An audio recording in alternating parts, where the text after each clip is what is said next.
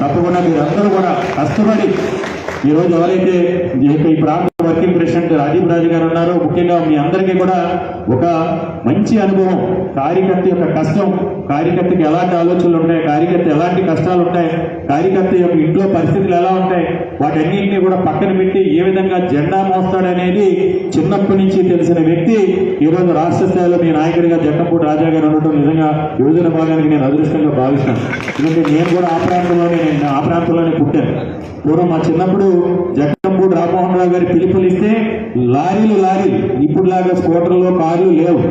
జెండా పట్టుకుని జెండా మడతీసి ఎగిరి లారీలో ఎక్కడమే, ఆయన ఎక్కడ దిగమంటే అక్కడ దిగడం, ఎక్కడి నుంచోమంటే అక్కడ నిల్చోవడం. అలాంటి కుటుంబం నుంచి వచ్చిన రాజాకి ప్రతి కార్యకర్తకి సంబంధించి పదే చెప్తున్నాను, క్షుణ్ణంగా తెలుసు. రేపు మీకు సంబంధించి మీకు ఏ అవసరం వచ్చినా ఏది వచ్చినా మీ తరఫున జగన్మోహన్ రెడ్డి గారికి తీసుకెళ్లి అన్న